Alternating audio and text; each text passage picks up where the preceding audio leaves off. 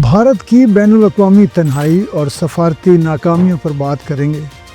بھارت اپنی جارحانہ اور متعصبانہ پالیسیوں کی وجہ سے بین الاقوامی سطح پر تنہا ہوتا جا رہا ہے۔ اسرائیل کے علاوہ بھارت نے کسی بھی ملک کے ساتھ مستحکم دوستانہ تعلقات قائم نہیں کیے، بلکہ اپنے تمام پڑوسی ممالک جیسے پاکستان، چین، بنگلہ دیش، سری لنکا، مالدیپ، نیپال، بھوٹان اور ایران کے ساتھ ہمیشہ متکبرانہ انداز اپنائے رکھا ہے، جبکہ خطے میں چین کے بڑھتے ہوئے اثر و رسوخ نے اسے کونے میں لگاتے ہوئے کوآڈ جیسے اتحادوں کی طرف دھکیل دیا ہے۔ بھارت اور اس کے پڑوسی ممالک کے درمیان تعلقات میں گزشتہ چند سالوں میں مسلسل کشیدگی اور دوری دیکھنے میں آئی ہے۔ مالدیپ، بنگلہ دیش، سری لنکا، بھوٹان، قطر، میانمار، چین، ایران اور پاکستان جیسے ممالک کے ساتھ بھارت کے تعلقات میں نمایاں تبدیلیاں آئی ہیں۔ جیسا کہ چین اور بھارت کے درمیان تعلقات کبھی بھی مکمل طور پر دوستانہ نہیں رہے، لیکن گزشتہ دہائی میں یہ تعلقات مزید خراب ہوئے ہیں۔ دونوں ممالک کے درمیان سرحدی تنازعات، خاص طور پر لداخ اور اروناچل پردیش کے معاملات پر کشیدگی بڑھی ہے۔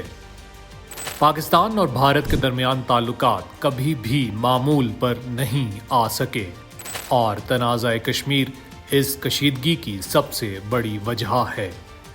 روس، جو کبھی بھارت کا قریبی اتحادی تھا، اب چین اور پاکستان کے ساتھ قریب ہوتا جا رہا ہے۔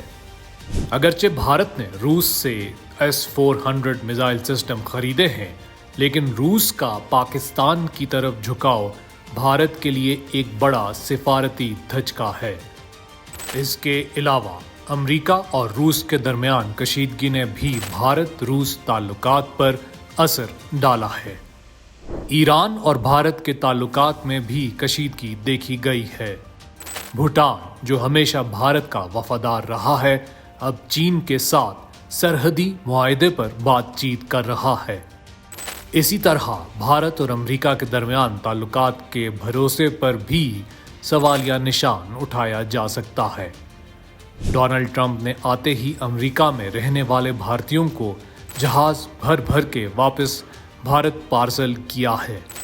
کینیڈا میں ہردیپ سنگھ نجر کے قتل کے بعد امریکہ نے بھارت پر خاموشی اختیار کی، لیکن اگر مستقبل میں کوئی اور واقعہ ہوا تو امریکہ بھارت کے خلاف موقف لے سکتا ہے۔ دنیا بھر کے سفارتی ماہرین ان حالات کی روشنی میں بھارت کو تنہا کھڑے اور مزید تنہا ہوتے ہوئے دیکھ رہے ہیں۔